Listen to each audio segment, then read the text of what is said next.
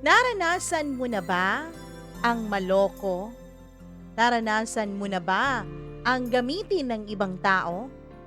O naranasan mo na ba na akala mo totoo ang kanilang pinapakita pero yun pala pagkukunwari lang ang lahat dahil meron lang silang gustong makuha sa'yo?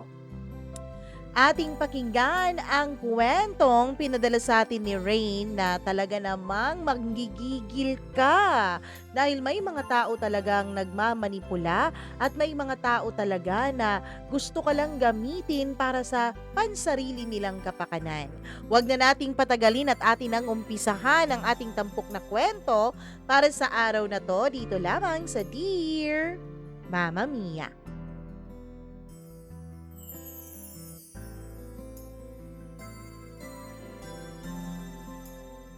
Mahirap magtiwala sa panahong ito. Kaya naman kung pinagkatiwalaan ka ng isang tao, dapat ay pahalagahan mo ito. Huwag mo itong basta-basta na lang baliwalain at lalong wag na wag mo itong sisirain. Dahil kung minsan, ang pagkakaroon ng isang mapagtiwalang kaibigan ay hindi na lang nangyayari sa totoong buhay, kundi hanggang sa pelikula lamang. Dear Mama Mia, magandang araw sa iyo at sa lahat po ng tagapakinig nitong inyong programa. Una sa lahat ay nais ko pong magpasalamat kung sakali man na babasahin ninyo itong aking sulat sa ere. Mama Mia, sinulat ko po ito para mabawasan kahit konti ang galit dito sa dibdib ko. At isa pa, sana mapagkuhanan nito ng leksyon ng inyong mga tagapakinig ngayon. Sa unang tingin, Mama Mia, aakalain yung simple lang akong babae. Tahimik kasi ako, Mama Mia. Hindi ako mahilig makisalamuha sa iba at lalong hindi po ako mahilig makipagkaibigan. Pero hindi po ako sadyang ganito. Siguro dahil na rin sa aking mga naranasan at dahil na rin sa aking kinalakihan, kaya ako lumaking ganito, Mama Mia. Lumaki ako na walang tiwala sa ibang tao. Kaya masasabi ko na ang katahimikan kong ito ay meron pong malalim na dahilan. Mama Mia, ako po ay 8 years old nung mag-asawa ang aking ina. Lumaki kasi ako na ako lang at ang mama ko ang magkasama. Sabi niya, wag ko na raw hanapin ang tunay kong ama dahil wala naman daw kwenta yon. Hindi daw siya pinanindigan at nung nalaman nga nito na nagdadalang tao siya ay bigla na lang daw itong nawala na para bang isang bula. Mula noon, nung nawala ang aking ama, ay sinikap raw ng aking ina na ako ay itaguyod. Tinulungan naman siya ng kanyang mga magulang. Kaya lang, 7 years old ako, Mama Mia, nung parehong mawala ang lolo't lola ko. Magkasunod silang namatay dahil sa alta presyon. Kaya ayon, Mama Mia, ang ina ko ay napilitan na itaguyod na lang talaga akong mag-isa. Pero wala pa pong 6 na buwan siguro mula nung mamatay ang lolo't lola ko ay may pinakilala na sa akin ang aking ina. Itago natin siya sa pangalang June. Oh, Rain, eto na ang magiging Papa June mo. Siya na ang tutulong sa akin para itaguyod ko kayo. Kayo? Bakit po kayo? Doon ko nalaman na buntis pala ang aking ina. Kaya naman, nagdesisyon silang magpakasal dalawa, Mama Mia. At nung ikasal sila, akala ko po ay magkakaroon na ako ng permanenteng pamilya. Yung kompleto, yung buo. Kaya naman sinikap ko talaga ang lahat para magustuhan po ako ni Papa June. Naging masunurin akong bata. Tumutulong ako sa mga gawaing bahay. Pagwawalis, paghuhugas ng pinggan, pati pagsasaing ay ginagawa ko, Mama Mia. Kapag nasa hapagkainan din kami ay kwento ako ng kwento dahil gusto ko po na mapalapit ako kay Papa June ko. Kasi sa totoo lang, kahit na sabihin ng ina ko na wag ko nang hanapin ang aking ama, ay sabik po talaga ako sa pagmamahal ng isang ama, Mama Mia. Ginawa ko ang lahat para lang makamtan ko yon kay Papa June. Pero hindi naman yon maibigay-bigay sa akin ni Papa June. Hindi naman sa minamaltrato niya ako, Mama Mia, pero hindi niya talaga magawang mapalapit sa akin, lalo na nung pinanganak na ni Mama ang kanilang anak dalawa. Ang kapatid ko po ay lalaki. Kitang-kita ko ang tuwa sa mga mata ni Papa June nung pinanganak ang kapatid ko. Ang mama ko naman ay tuwang-tuwa din sa kanya. Naging focus sila dun sa baby. Medyo nagtampo ako noon pero sabi ng mama ko ay dapat raw maintindihan ko na yon. Malaki na raw ako at mas nangangailangan daw ng kanilang atensyon at pag-aaruga ang aking kapatid. Kahit na naiinis ako ay pinilit ko pong intindihin yon. Pinilit ko ring mahalin ang kapatid ko para ipakita kay Papa June na wala po akong tinatanim na galit. Kaso lang, wala pa pong 2 taon ng pagsasama ni na Papa June at Mama ay bigla pong nagkaroon sila ng malaking problema. Mama Mia, nagising po ako isang gabi na nagsisigawan silang dalawa. Sino na naman ba yung lalaking yon, ha? Mirna, di ba sinabi ko na sa'yo? Ayaw na ayaw ko na may nilalapitan kang lalaki at kinakausap. Alam mo, June, wala na sa lugar yung pagsiselos mo. Narinig kong sabi ng mama ko. Hindi naman ako magkakaganito kung hindi ka manloloko eh. Nung mga panahon na yon ay wala pa po akong masyadong maintindihan sa kanilang mga pinagsasabi. Basta nagising na lang ako isang umaga na wala na po ang aking ina, Mama Mia. Papa June, nasan po si Mama? Tanong ko sa kanya. Wala na yung mama mo, sumama na dun sa lalaki niya.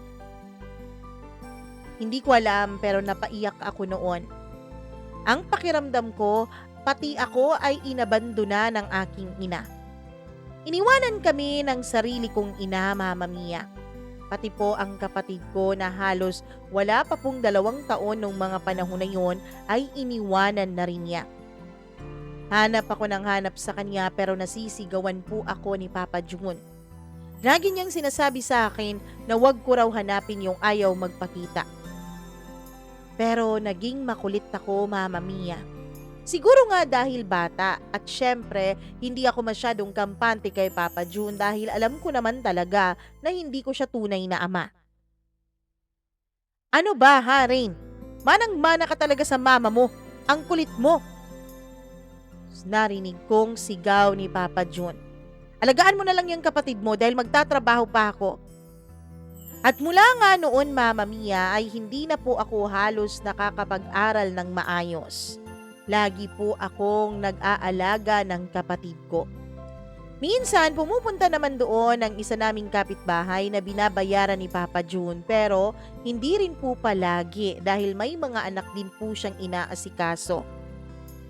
Hanggang sa isang araw, may dinalang sexy at magandang babae si Papa June sa bahay. Sino po siya? Tanong ko. Huwag ka ng maraming tanong, Rain. Sige na, maghain ka na doon at kakain na kami. Po, wala pa pong ulam, hindi nga po pa kami kumakain eh. Eto nga, may bitbit kaming ulam, sige na, hain mo na. Sabi ng Papa June ko. Pero nung tignan ko ang babae ay halata ko po na maarte siya at ayaw niya sa amin ng aking kapatid. Naiinis ako dun sa babae dahil sobrang arte niya. Napakalandi din niya na kung makalingkis kay Papa June ay akala mulinta at ayaw nang bumitaw. Mula sa gabing yon ay dun na rin natutulog sa bahay namin ang babaeng yon, Mama Mia.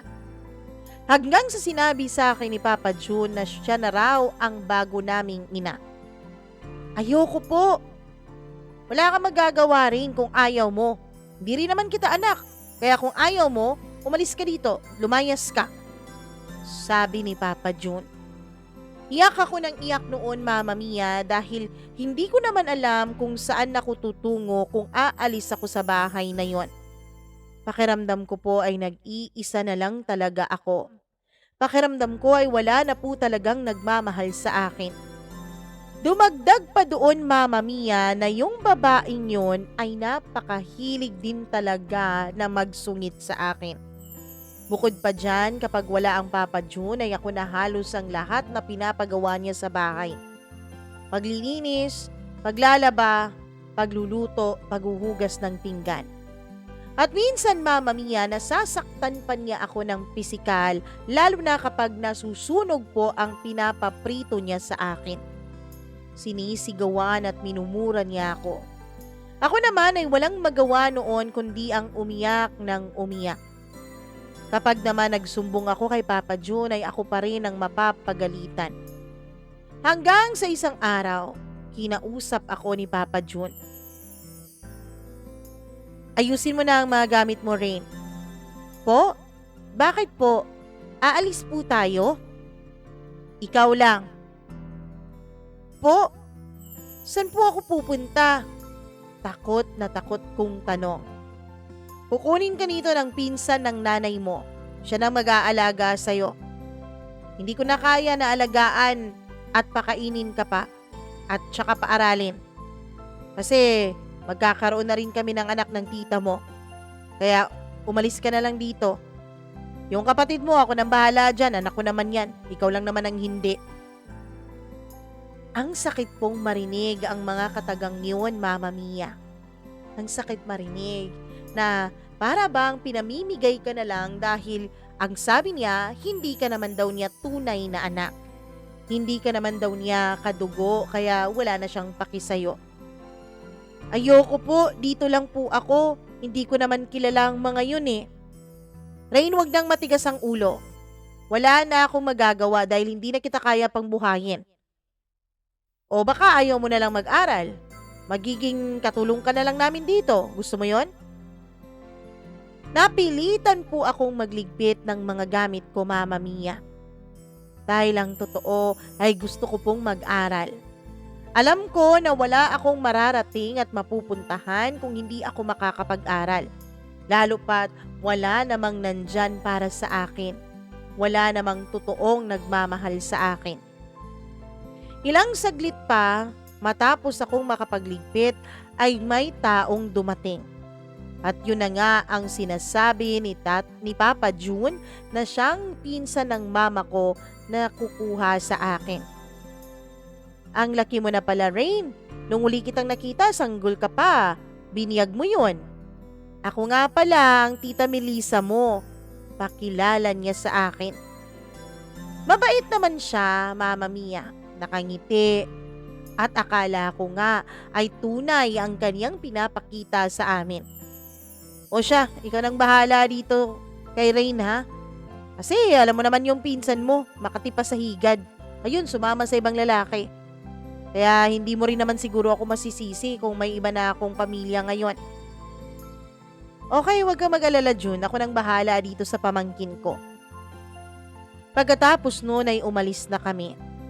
Pero una kong napansin ang kanyang ugali ay dahil, Mama Mia, kahit 2 bag po ang bitbit ko ay hindi man lang niya ako tinulungan. Ako po ang halos nagkanda kuba-kuba sa pagbitbit ng mga gamit ko. Bilisan mo na dyan at maiiwanan tayo ng bus, sabi niya habang naglalakad kami papunta sa bus dun sa may terminal. Mama Mia, dun ko nakita na hindi rin pala maganda ang pag-uugali ng babaeng ito. Kung gusto niya palang mapabilis kami, sana tinulungan niya ako sa mga bitbitin ko, 'di ba? Pero hindi. Hinayaan niya akong halos hindi na magkanda o gaga sa pagbitbit ng mga gamit ko. Hingal na hingal nga ako nung makaakyat na kami sa wakas sa bus at makasakay na. Pagkatapos, Mama Mia, nung nasa bus na kami ay maraming tao. Rain, tumayo ka dyan. Hindi kita kayang bayaran. Hindi man lang niya ako kinandong. Pinatayo niya ako para may makaupo doon na siyang magbabayad. "Halika ining, dito ka," sabi nung matanda na inoffer sa akin ang kaniyang kandungan. Ngumiti na lang ako at umiling-iling. Nakakahiya kasi Mama Mia. Ang tiyahin ko naman ay walang pakialam at nakatingin na lamang sa labas ng bus. Pagdating namin sa bahay nila ay dun na nag-umpisa ang tunay kong kalbaryo. "Hindi ka magiging prinsesa dito ha. Palamunin ka lang dito rin. Paaralin kita pero sa pampublikong paaralan. At kapag wala kang pasok, dapat tumutulong ka dito sa bahay. Maglinis, maglaba, magluto, mag-igib ng tubig. At isa pa, dapat maaga kang gumigising ha, dahil maagang gumigising ang asawa ko. Dapat nakainit ka na ng tubig." Mama Mia, sa probinsya po ang bahay ng tiyahin ko. At alam nyo ba na sa probinsya ay wala pong gas stove. Kahoy po ang gamit nila bilang panggatong. Nakakainis po yun, Mama Mia, dahil napakatagal pong sindihan. At isa pa, medyo malayo ang balon na pinag-iigiban ko ng tubig para makapaglaba ako. In short, Mama Mia, ay gamit na gamit ang katawan ko sa pagtatrabaho sa kanila. Oo nga't pinapaaral nila ako pero halos wala rin po akong baon. Pati rin mga damit at gamit ko ay pinaglumaan ng kanyang mga anak. Yung kanyang mga anak ay tila mga prinsesa sa bahay nila. Samantalang ako naman, Mama Mia, ay hindi na magkanda o gaga sa pagtatrabaho. "Rain, kunan mo naman ako ng tubig," sabi ni Ate Mercy. "Ate, may ginagawa pa ako eh." "Oy Rain, wag kang magreklamo ha. Pinapalamon ka lang ng mama at papa ko dito.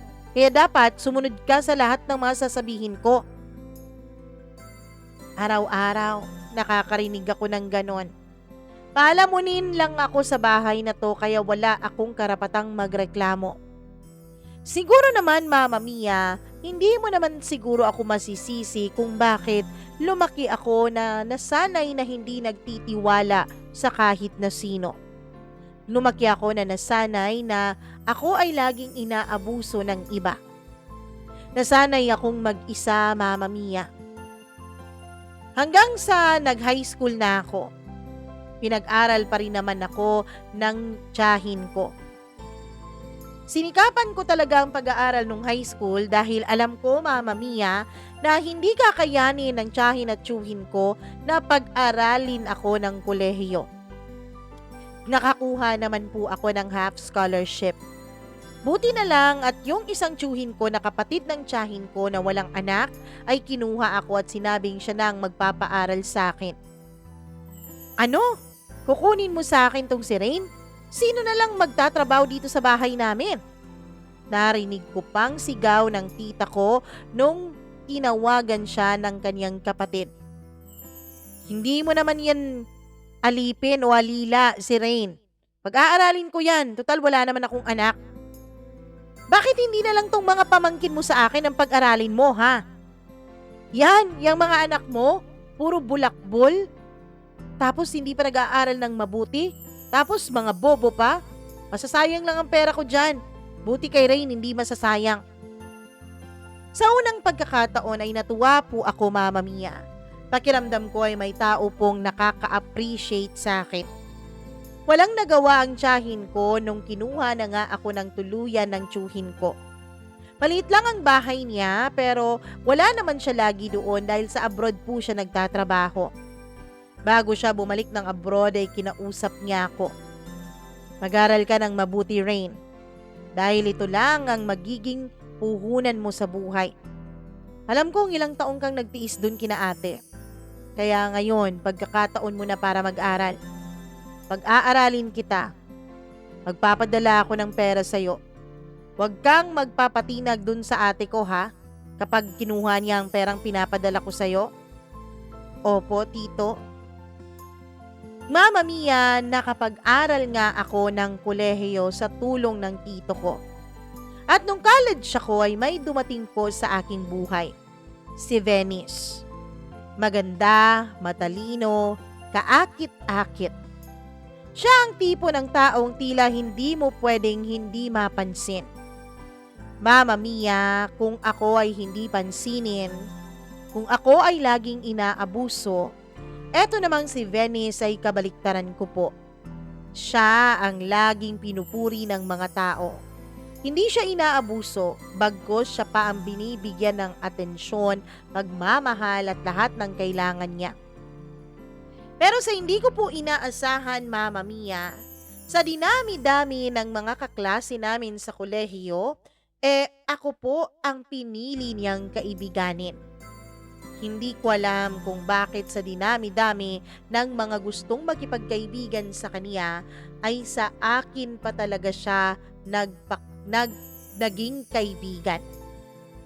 Alam mo Rain, sa totoo lang gusto kita. Hindi ka kasi plastic tulad ng iba dyan. Yung iba nakikipagplastikan lang sa akin, nakikipagkaibigan dahil alam mo na, sa popularity na meron ako. Sanay naman ako na hindi ako popular, Venice.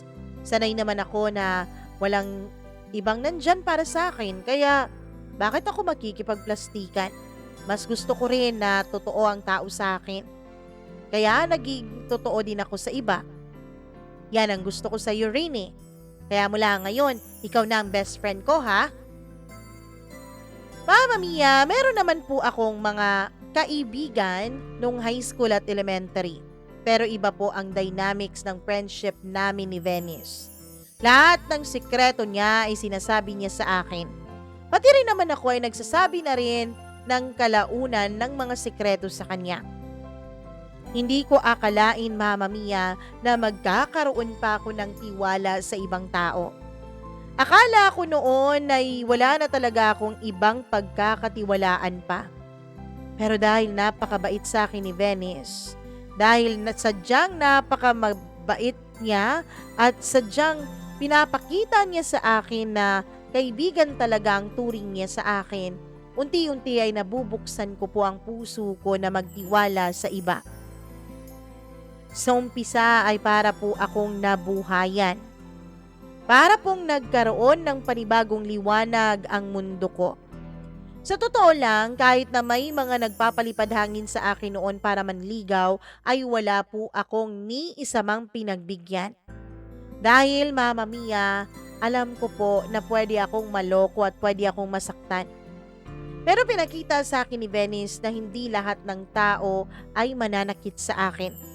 Hanggang sa unti-unti ko na ngang binubuksan ang sarili ko sa kanya. Sa unang pagkakataon, pakiramdam ko ay may taong tumanggap sa akin. Pakiramdam ko ay may taong totoo akong mamahalin. Pero hindi ko alam, Mama Mia. Hindi rin pala totoo ang pinapakita ni Venice sa akin. Ginagamit lang pala niya ako bilang kanyang eksperimento. Isa lamang akong experiment para sa kanya, Mama Mia. Si Venice ang tipo ng taong hindi mo alam kung kailan nagsasabi ng totoo. Sadyang napakaganda niya kaya hindi mo aakalain na manloloko at sinungaling pala siya. Masaya siyang kausap. Pero Mama Mia, kapag kausap mo siya ay palaging may patutsada. Siguro yung mama mo niloko din ng papa mo dati kaya nawala siya na parang bula. Uy, joke lang yun, Rain, ha? Huwag kang magalit.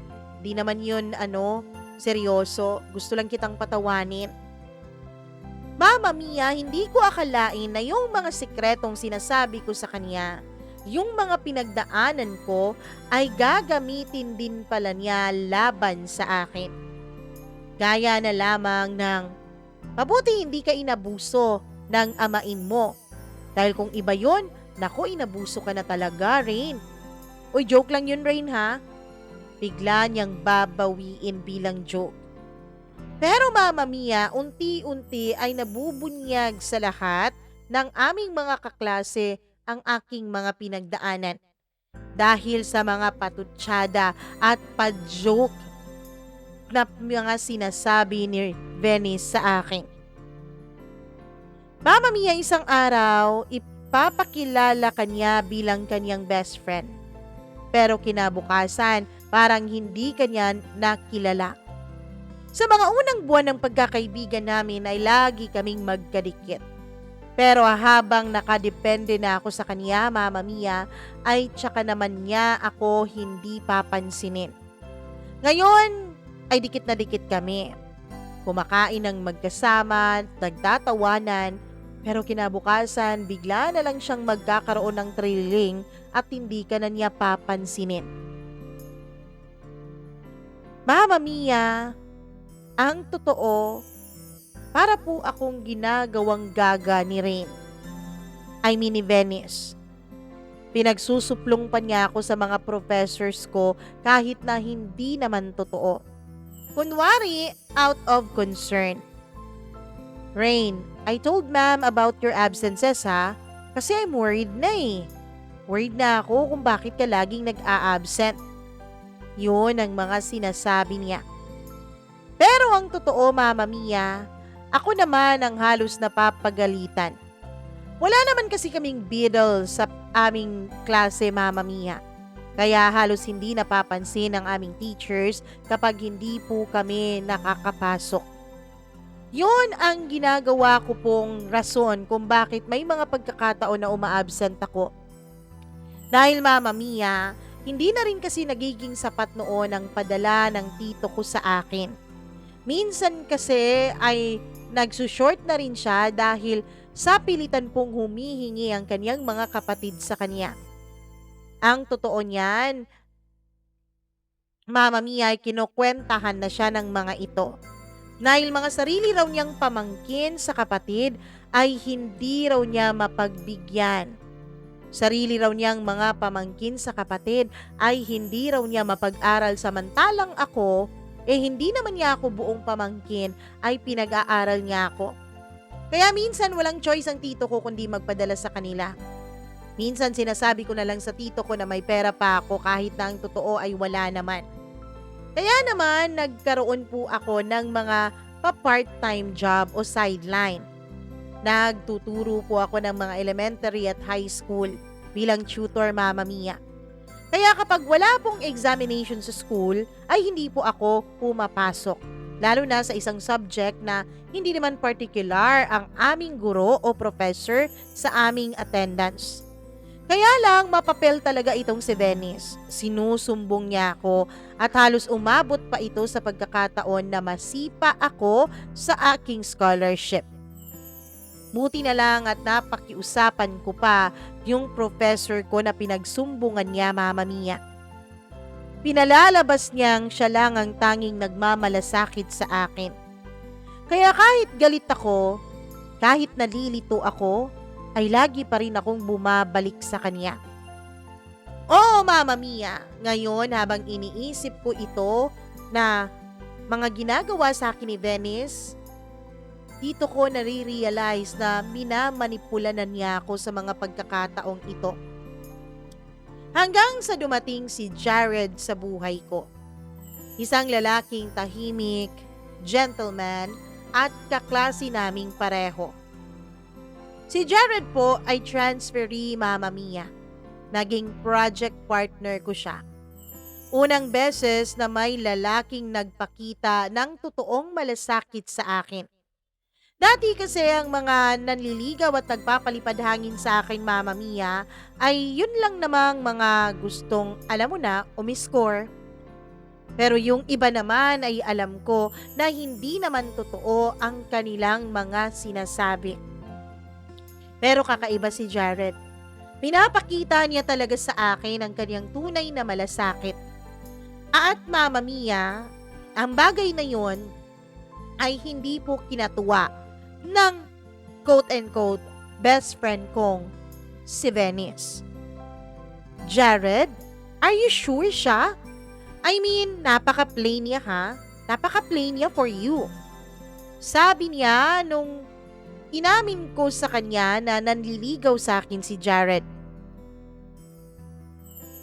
Mama Mia, Pinagtabuyan pa niya si Jared sa harap ko. Ngunit lihim pala siyang nakikipagkita dito. Sinasabi niya sa akin dati na hindi raw bagay sa akin si Jared. Sinasabi niya sa akin na dapat daw hindi si Jared ang piliin ko. Dahil si Jared raw, Mama Mia, ay hindi raw nababagay sa akin. Alam mo, pwede ka namang maghanap ng iba eh. Meron namang ibang naliligaw sa'yo, yung mas gwapo. Pero si Jared lang ang gusto ko eh. Hindi siya bagay sa'yo. Kaya pwede ba? Wag na siya? Mama Mia. Hanggang sa iniwasan ko na po si Jared. Dahil kapag lumalapit sa akin si Jared ay lumalapit din sa akin si Venice. At inaaya niya ako sa kung saan-saan, Mama Mia. Inaaya niya ako kahit na hindi ko po naman gusto yung mga pupuntahan namin. Pero syempre, nadadala pa rin niya ako, namamanipula pa rin niya ako. Ang hindi ko alam, may lihim pala na nakikipagkita at nakikipag-usap itong si Venice kay Jared. Ginamit niya lahat ng alam niyang kahinaan ko para paglaruan kaming dalawa ni Jared, Mama Mia. Dito ako nagsisisi kung bakit kasi pinagkatiwala ko sa kanya ang mga sikreto ko. Kung bakit kasi pinagkatiwala ko sa kanya ang mga kwento tungkol sa buhay ko. Disin sana hindi nangyayari sa akin to. Disin sana hindi niya ako minamanipula ngayon. Isang gabi, Mama Mia, may nag-send sa akin ng screenshots. Mga mensaheng galing kay Venice. Nililigawan pala niya si Jared, Mama Mia. Pero mas masakit dahil may mensahe rin si Jared. Ginawa ko lang yun kasi sinabi ni Venice na kailangan mo ng kaibigan. Mama Mia, para po akong pinagbagsakan ng langit at lupa. Galit na galit ako, Mama Mia. Nasasaktan ako ng sobra. Dahil pakiramdam ko ay niloko ako ng lahat.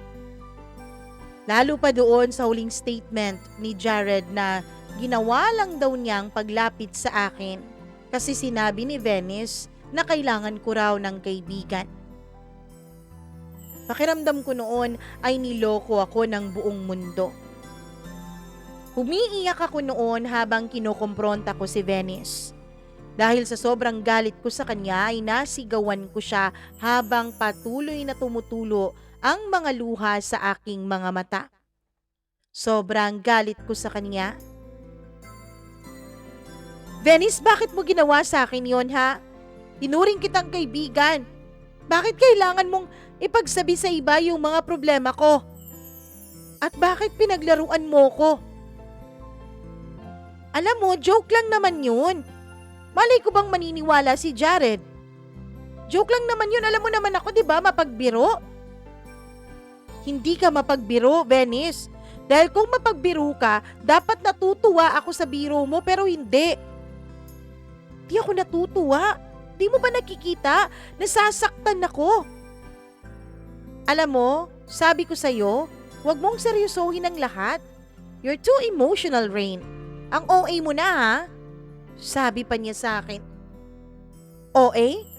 OA lang pala ang tawag mo sa akin? OA lang pala ang turing mo sa mga ganito ko, ha, Venice? Pwes kung OA, mula ngayon, hindi na kita kaibigan. Sabi ko sa kanya at umalis na ako. Ang totoo, Mama Mia, gusto ko pong umalis ng tuluyan. Gusto ko nang umalis nang wala ng balikan. Gusto ko siyang layuan dahil nakakadiri siya at nakakatakot siya maging kaibigan. Pero sa tuwing lalayo ako, ay lagi siyang may pasabog. Sa tuwing lalayuan ko siya, ay may mga nababalitaan akong bagay.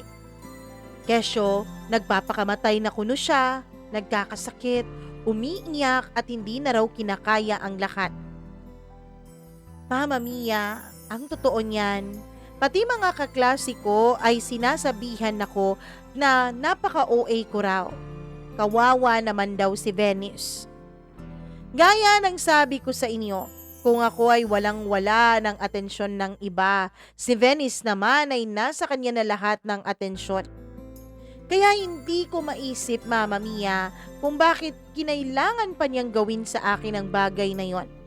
Kaya hindi ko maisip kung bakit kailangan pa niya akong paglaruan. Alam mo, patawarin mo na yung best friend mo. Nagbibiro lang naman yun.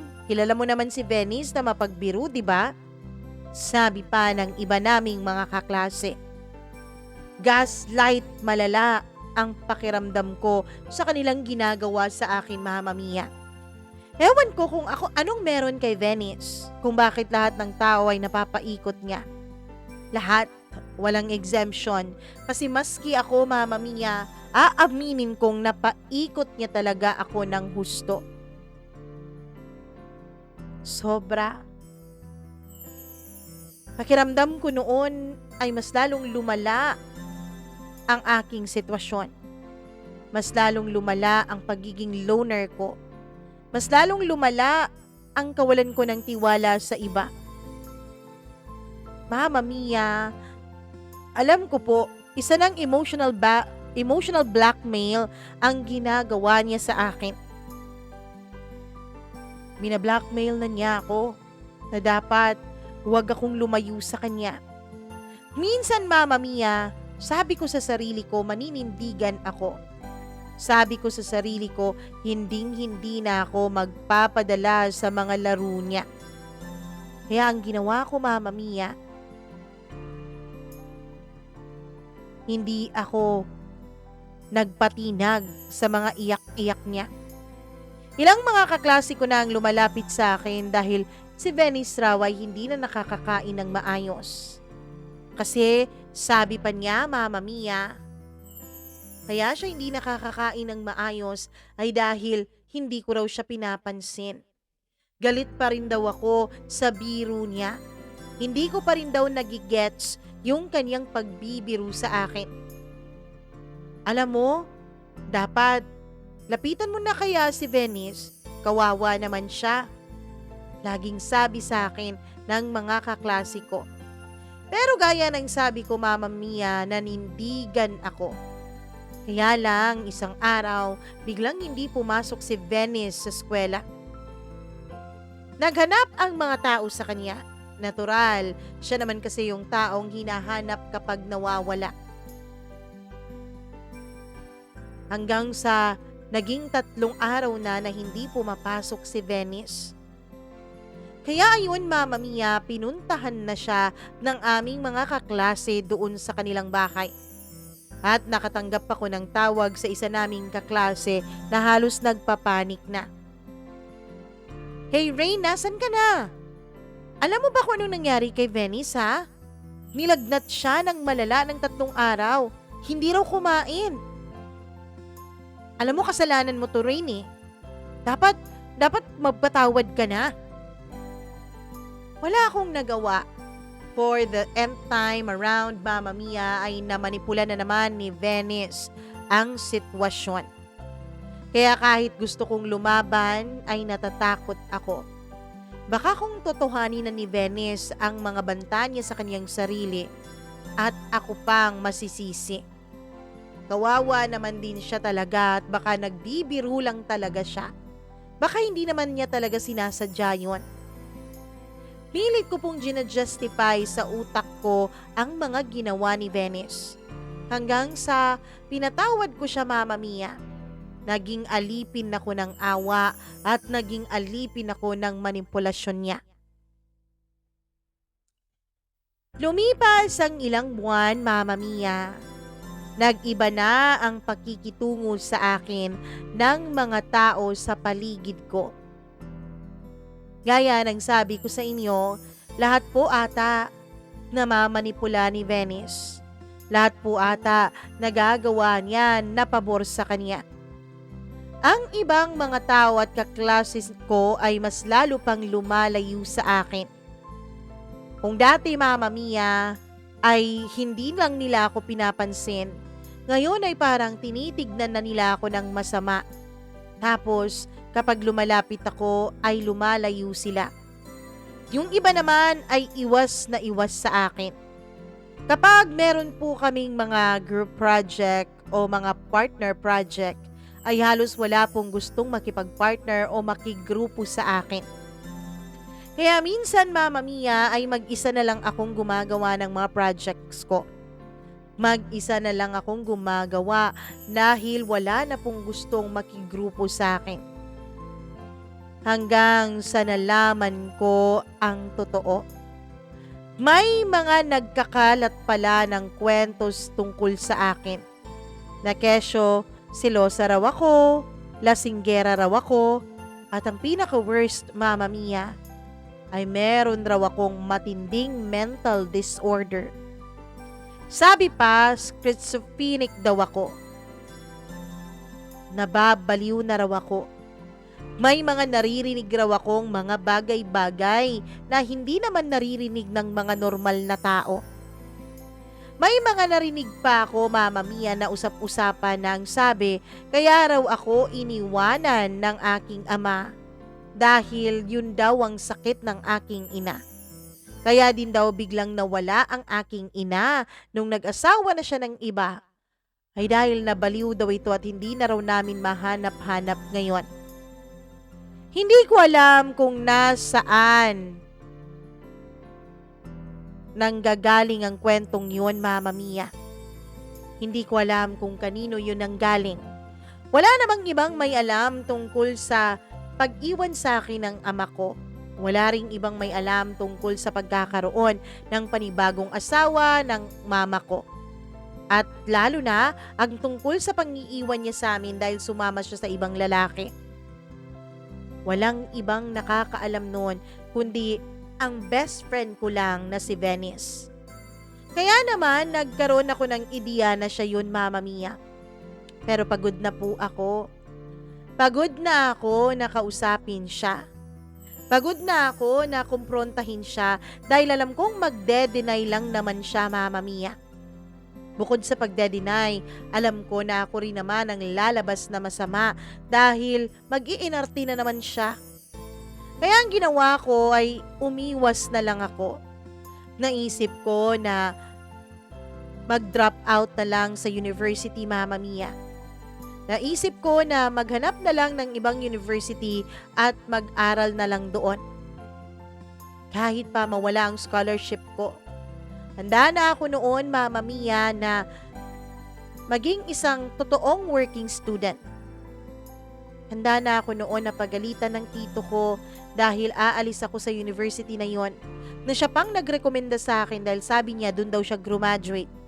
Maganda raw ang training doon. Maganda raw ang opportunity mo for hiring sa mga malalaking kumpanya kapag graduate ka doon sa university na yon. Kaya lang kakayanin ko pa kaya hanggang sa pag-graduate ko kung ganito na ang pinagdadaanan ko ngayon? Ayoko na, sabi ko sa sarili ko. Hindi ko na kakayanin ito. Aalis na ako dito. Hahanap na lang ako ng ibang lugar na tatanggap sa akin ng buo. O kahit yung hindi ako tanggap, basta hindi ako paglalaruan. Pero Mama Mia, may isang guro na lumapit sa akin. Itago natin siya sa pangalang Professor Marasigan. Rain, alam mo, napansin ko ang mga kilos ni Venice. Hindi lang ikaw ang naging biktima niya. Iilan na sa inyo. Hindi lang ikaw. May mga nabasa din ako mula sa kaniyang files at records na kaya pala siya nag-transfer dito dahil meron din pala siyang ganitong uri ng kaso dun sa ibang university na pinanggalingan niya. Mama Mia, dun ko na-realize, hindi ako baliw. Totoo ang pag-iisip ko na may problema nga itong si Venice. Totoo ang pag-iisip ko na meron nga siyang pinagdadaanang matindi. Hindi ako mahina. Ginagamit lang niya ako. Mama Mia, nag-ipon ako ng lakas ng loob. Sinabi ko sa sarili kong hindi ako aalis dito ng walang kalaban-laban. Hindi ako aalis dito nang hindi ako nakakasiguro na wala nang maninira sa pagkatao ko.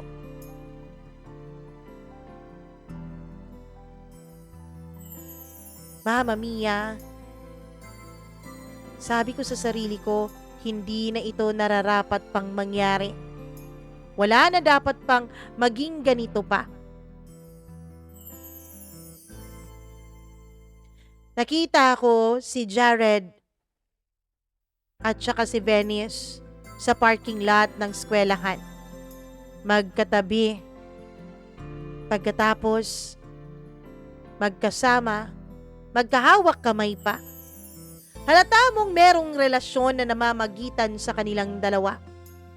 Hindi ako naniwala kaagad, Mama Mia. Hanggang sa may nagsabi sa akin na sinabi raw ni Venice na napaka-naive ko raw. Ang totoo daw ay tinulungan niya raw si Jared na makita ang mga weaknesses ko. Kaya yun, Mama Mia, lumapit ako kay Jared dahil gusto kong malaman ang totoo mula sa kanya. Pero iba ang sinabi niya. Akala ko best friend mo siya. Sabi niya, tulungan ko raw siya para hindi ka raw masyadong ma-fall. Mama Mia, doon nanlaki ang mga mata ko. Anong nangyayari? Iba na naman ang statement na to kaysa sa statement na nabasa ko dun sa screenshot. Galit na galit ako, Mama Mia. Inis na inis ako. Kaya naman, ang ginawa ko ay tinipon ko ang mga ebidensya, screenshots, voice notes, testimonials ng iba pa niyang naging mga kaibigan. Pinasa ko yon sa admin, Mama Mia, sa guidance office at sa mismong dean ng department namin. Hanggang sa lumabas nga ang isang katotohanan. Gaya ng sabi ni Prof. Marasigan, hindi lang pala ako ang naging biktima ni Venice. 4 kaming nagsampa ng reklamo laban sa kanya. Si Venice, nahinto siya sa pag-aaral. Mama Mia, ang report na yon ay nakaapekto talaga sa kanya. Pinatawag siya ng guidance office. Kinausap siya. At doon ay wala na siyang nagawa dahil sa sobrang pagkapahiya niya kaya napahinto siya sa kanyang pag-aaral. Inis na inis ako noon sa kanya. Naiinis din ako sa sarili ko dahil inayaan ko na mabiktima niya ako. Mula noon ay nagdesisyon na po akong tumingin sa aking sarili.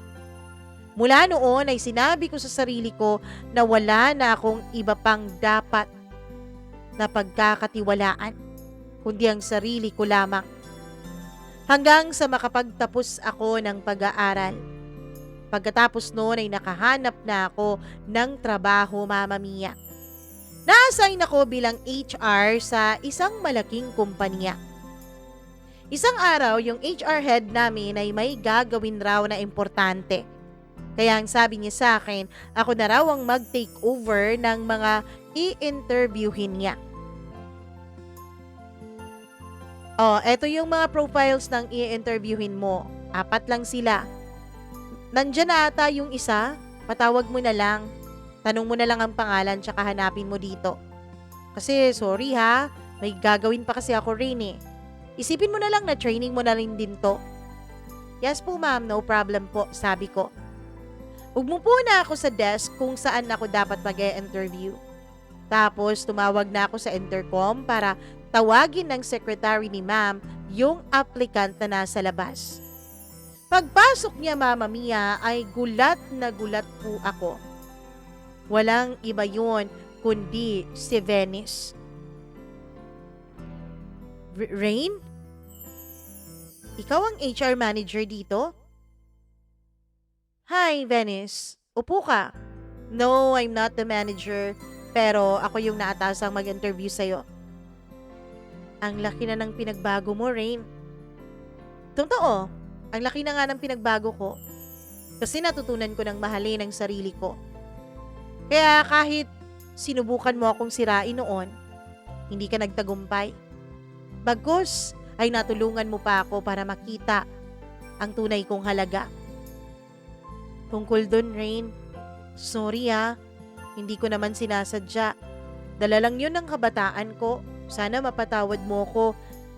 At kung hindi mo man ako tanggapin dito sa kumpanya ninyo, maiintindihan ko. No, Venice, I'm not like that. Hindi naman ako ganyan eh. Kaya halika, upo ka, and we'll continue this interview. Huwag ka mag-alala, magiging objective ako.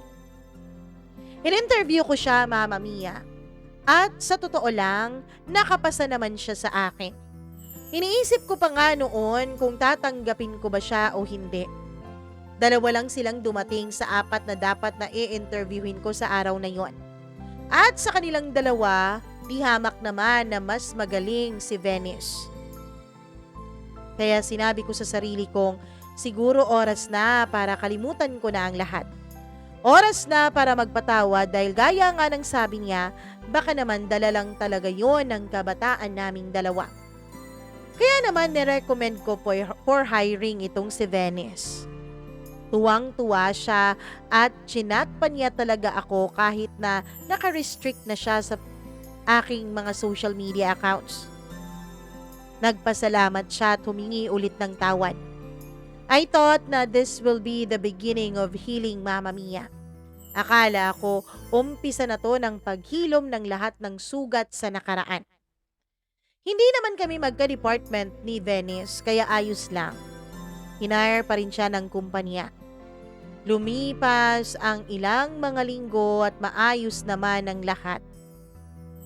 Mama Mia, hanggang sa pinatawag ako ng HR manager namin.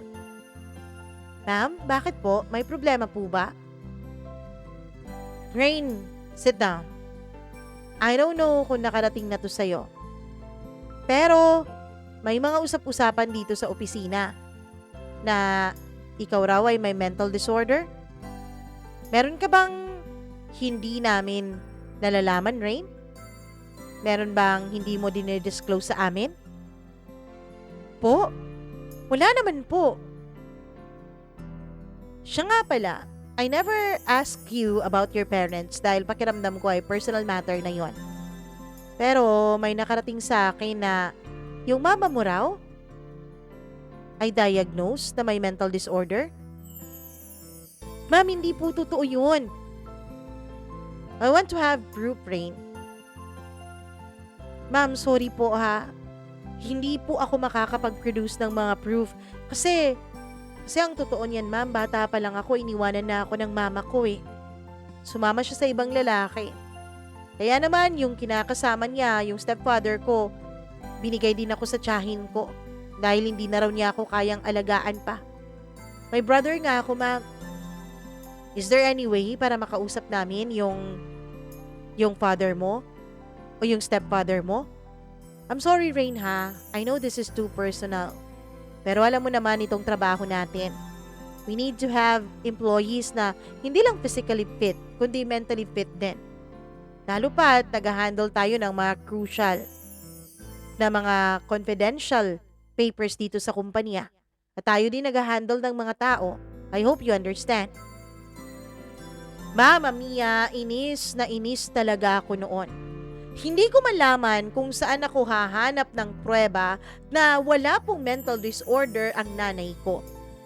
Kaya naman ang sinabi ng aming HR manager ay magpatingin daw po ako sa doktor.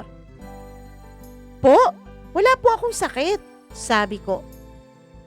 Rain, this is not to accuse you na may sakit ka. This is to confirm na wala ka talagang sakit. Hindi naman ibig sabihin na magpapa-check up ka baliw ka na. Ang gusto lang namin ay merong certification na wala ka talagang sakit sa utak. Hindi po ba sapat yung psychological exam natin, ma'am, bago ako pumasok dito sa opisina? Ang tindi nun eh. I'm sorry, Rain, pero alam mo naman yung mga exam, pwedeng dayain. Gusto ko makipag-usap ka talaga sa isang professional. I hope you understand dahil kung hindi, mapipilitan kaming tanggalin ka dito sa kumpanya. Mama Mia, galit na galit talaga ako noon. Gusto kong sugurin si Venice pero alam kong wala ding mangyayari. Alam ko kasi na siya ang nagkalat noon, Mama Mia. Sino pa bang iba? Tulad ng kinalat niya noong college kami, ay kinalat din niya ngayon na nasa trabaho na kami. Bakit ba naman kasi sa dinami-dami ng kumpanyang pwede niyang pag-applyan, ayun pa talagang pinagtatrabahuan ko? Hindi ko alam kung sinasadya ba niya o talagang nagkataon lang ang lahat. Ang ginawa ko ay nagpa-check up nga po ako sa psychiatrist. Not 1, not 2, but 3, Mama Mia. Nagpa-certified ako na wala talaga akong sakit para matahimik na ang kumpanya. And yes, nagtagumpay naman ako dahil wala naman talaga akong sakit. Hindi naman talaga na-diagnose ang nanay ko na may sakit. Ewan ko kung saan kinukuha ni Venice ang tapang at lakas ng loob niya para gawin sa akin yon. Pero I told myself na hindi na pwede ang mga ginagawa niya. Hindi na pwede na hindi ako makaganti. Siguro naman, Mama Mia, maiintindihan niyo ako, hindi ba? Siguro naman, maiintindihan niyo kung bakit ko gagawin ito. Noong malaman kong may nanliligaw kay Venice sa ibang department, itago natin sa pangalang Paul, dito na nag-umpisa ang mga plano ko.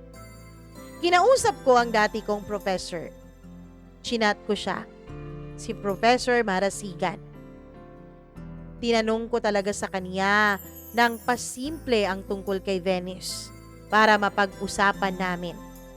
Pati nga yung aking mga dating kaklase, kahit na hindi ako mahilig na kumontak sa kanila, ay kinontak ko rin sila, Mama Mia. Para meron akong pruweba na si Venice ang merong maili sa aming dalawa. Pagkatapos noon ay bumisita din ako sa university. Kinausap ko yung guidance counselor na naging kaibigan ko na rin mula nung pinatawag nga kami noon ni Venice dahil sa issue naming dalawa.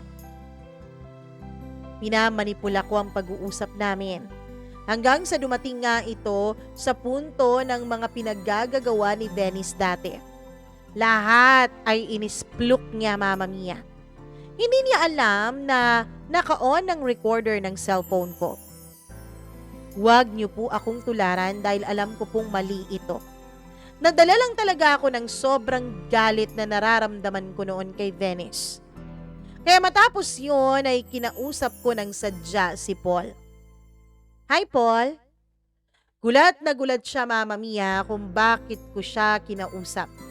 Alam kasi niya na hindi ko hilig ang makipag-usap sa kahit na kaninong tao. Nananahimik lang talaga ako sa gilid.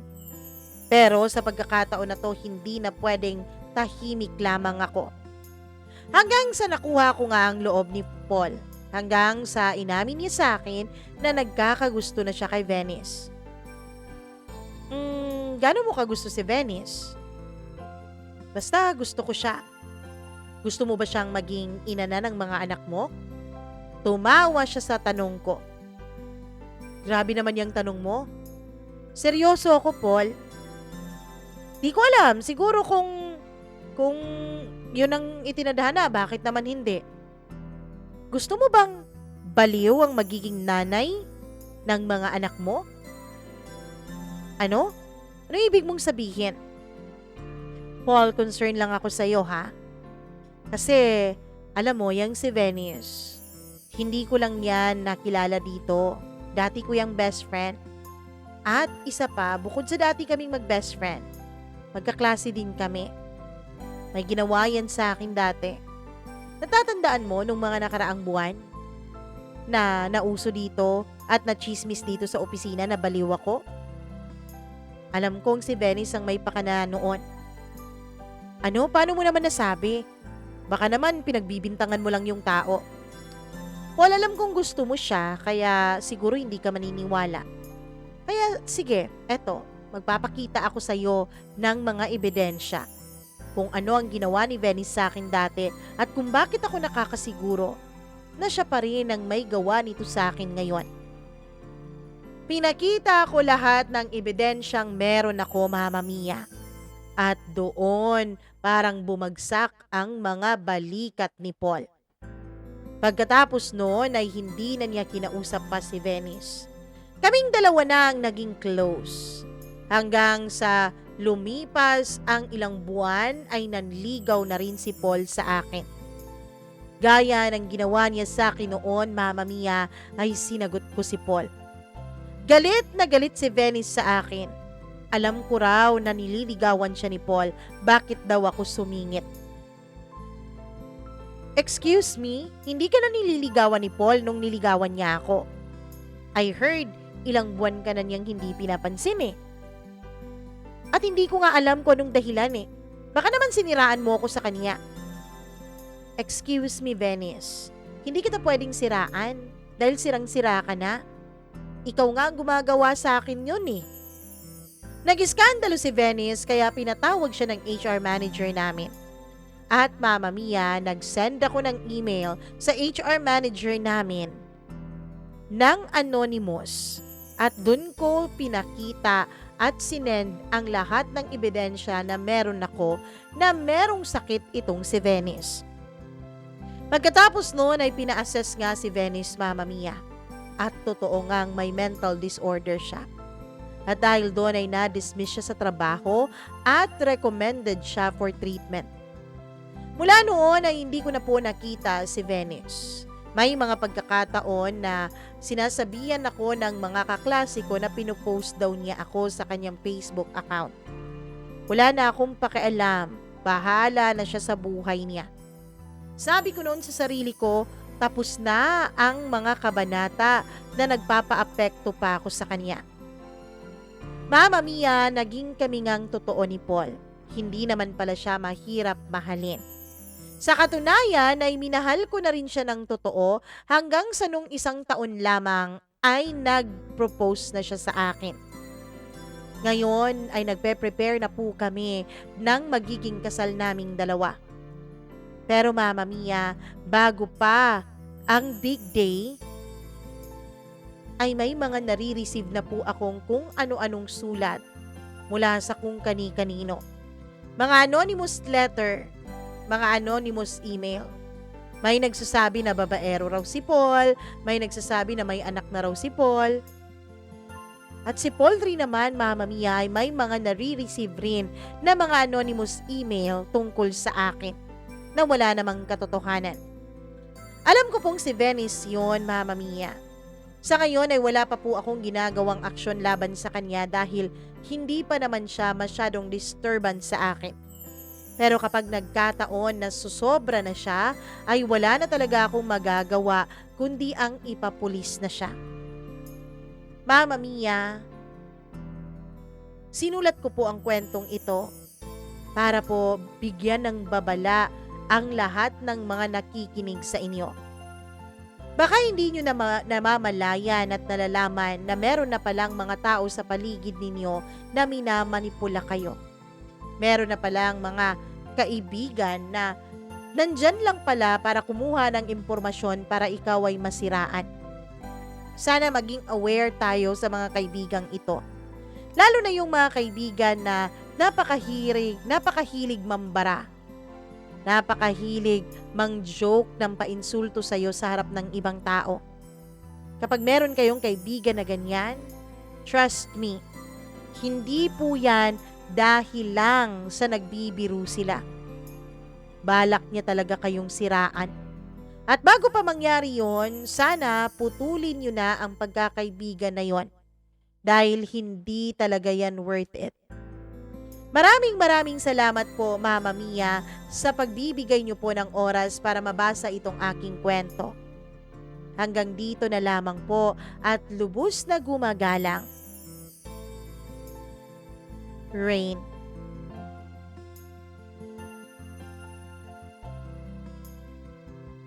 Oo, meron talagang mga kaibigang ganon. Alam mo, yung mga sabi nila mapagbiro, biro lang naman yon, wala lang naman yon. Ay nako, maniwala kayo dyan. Di yan biro at hindi lang yan wala lang. Meron talaga yan. Meron talaga at meron talaga yan. Kaya huwag kayong magtitiwala sa mga ganyang uri ng pagkakaibigan. Maraming salamat, Rain, sa pag-send mo ng iyong kwento. At ako naman talaga ay hindi against doon sa ginawa mo na parang tinabla mo si Venice.